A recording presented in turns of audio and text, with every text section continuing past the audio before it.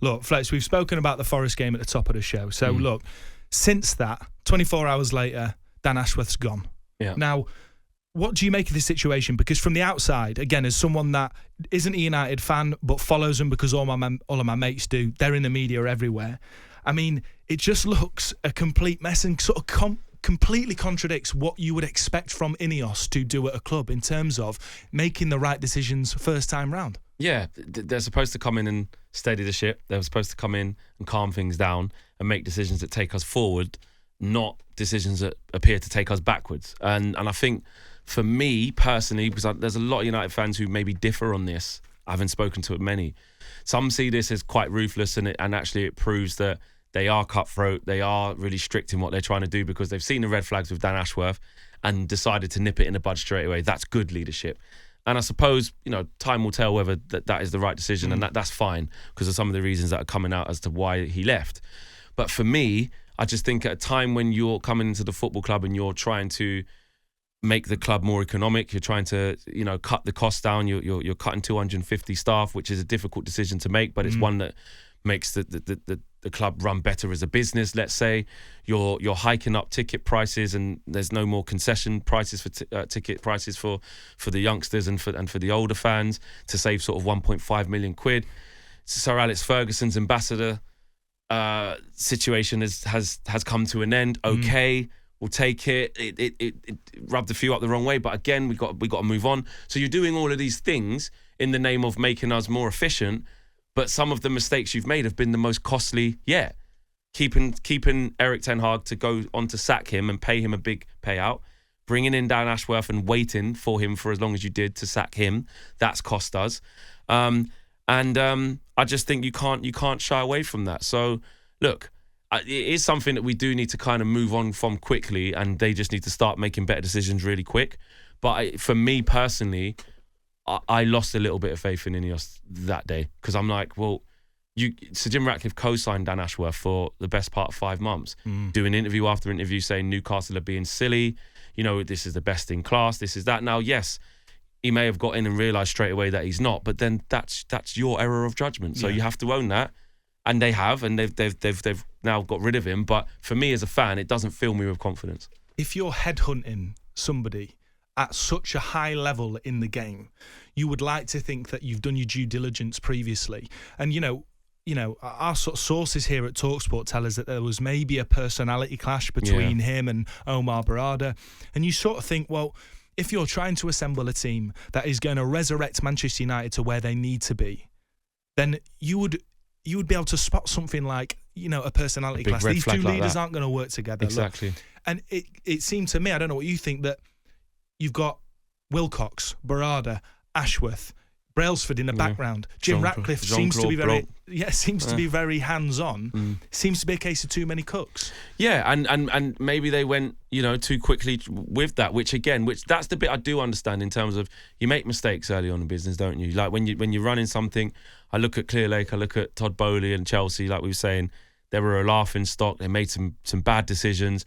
Then they started making some good ones, and now we're asking Chelsea fans to put their neck on the line and say, come on, you are in the title race. Come on, let's have it. When, in the summer we were all saying they're an absolute joke. So it can change very, very quickly in football. I'm not saying that will happen at United, but I can see how you make wrong decisions, and it is a bit of a teething problem because it's a whole new board, a whole new set of ideas, and a whole new set of ideologies that sometimes it just doesn't work. It does happen in business. I understand that. But you're right. Like the due diligence clearly wasn't done. Just like when they were umming and ahhing of whether to sack Erik ten Hag, it cost them 15 million by not doing it. But you also spent 200 million on transfers for that manager as well. And now he's not there. And then are these players conducive for what Ruben Amorim wants to do? So it just adds to the chaos is what I'm saying. It adds to the chaos when it needn't be like that. The soap opera seems to be continuing. I think the interesting thing for me that I think is when Ratcliffe and INEOS came in, they seemed to come in as, a bit of a buffer for the Glazers. And for fans, certainly it was right. We've got a Manchester lad in Ratcliffe coming in to sort of save us from the incompetence of the Glazers. But now with the pressure on on him. On them, yeah. It's a really awkward position for fans. Yeah. Because naturally, as I understand it, you want it to work for Ratcliffe. Yeah. You want there to be something to shout about at an organisational level. Yet now the pressure's on him as well. It's a really difficult situation. It is, and that's why patience has got to come, and that patience doesn't just extend to the players on the pitch. It extends to this new footballing structure we've composed, right? There's that, Omar Barada's come across the city from City, and we have to allow him to work. He was apparently really instrumental in getting Ruben Amorim. Jason Wilcox now is now according to some rumours and reports, that he's now taken on some of what Dan Ashworth was supposed to do along with Omar Barada, which begs the question, why did you need him in the first place? But we'll leave that. It is a difficult position for fans to be in, but we have to remain as calm as we can and as patient as we can, because like someone said in the package before we came into this show, like someone called in and said, he's not Harry Potter, he hasn't got a wand, Ruben Amorim, and neither does Sir Jim Ratcliffe though. Although he's got money and now he has power, it still takes time, and there's going to be some wrong decisions, there's going to be some bad decisions, there's going to be some good decisions, but the early track record hasn't got off to the best start. I'd definitely say that. One of the things I think that is really obvious is since Ruben Amorim's come in, for me, watching, he's been pitch perfect, because in terms of what he says. Yes, and massively. Listening to him there saying, this is going to take time. Don't get me wrong, we're going to change it, but it's going to take time. Yes. And for me, for the first time since Fergie, you have someone that almost transcends their role as manager. Such as, because he's so articulate, because he's so charismatic, because he's just sort of authentic and he can communicate well and people get him. I do think that you've got someone special in there that will almost get you through this period, even though the chaos is at a board level. Yeah, I hear what you're saying on that, and I really, really like him. The fans really, really like him. And I think because of that transparency, when you are that transparent with the fans, it helps put you at ease to go, okay, I know he's seeing what I'm seeing. So that in turn buys you time straight away. And it isn't from a manipulative point of view where he's trying to sort of trick us into the faith. He's saying, no, I know we need to win games, and to win the fans' faith, we have to win football matches. Yeah. But he's basically telling us in these press conferences, he's saying, this is an awful team. He may as well he's not saying it like that, but he's saying, this is awful. When journalists are giving him stats or saying, but they don't run, he says, this is clear. He says, this is clear for everybody to see. We can see this. We can see that. We look at the data. He knows. But what I really like about him is that he's very aware of the phases. He says, this is the easy phase. The players want to play. The results haven't been perfect, but they want to show me they can play in any position. Then fans will want to see us winning games. So they want to see the idea. Then fans want to see us winning games. And then they want to see us win with a style and a this and that and the other. So he's very aware of almost like the chronological order of how things need to be done. But as fans, it puts you at ease because you know that the critique that he has of the team and his assessment of the team pretty much matches up with our own. Do you know what I mean? So now, which is back to INEOS, he needs the backing to be able to undo this squad piece by piece by piece by piece, And he even said, 2.5-year contract I have. He said, I can't say that we're going to be back by then, but in 2.5 years, that is long enough for you to know whether I am the right guy. Said that off his own back, and I love that. And that's what I rate about him, because he's got that that brutal self-honesty. Yes. That he's not kidding anybody here. No. And, one thing, look, fans that aren't United fans often love the fact that United aren't doing very well. But one thing I will say, and I really do sort of feel this, is that United fans are so loyal, even to people that they don't necessarily need to. Definitely. Ten Hag was in the job that long because United fans were so patient. Yeah. Because they were willing to believe in his ideas and were willing to believe that he could be the person to do it. And this is why I think Ruben Amorim is going to be the person to take you back to the big time, because I think you've got, I'm so scarred, mate. I can't say that statement. I really want to. Let me say it then, mate. But I like it. Yeah, please keep going. I just think, and I'm a Forest fan. Yeah. But I do just respect large portions of the United fan base for the way they think about the game, the standards that they expect from their team, but the loyalty they show to managers. And I think in Ruben Amorim, you've got somebody that reflects, I think, the spirit of United, or certainly the standards.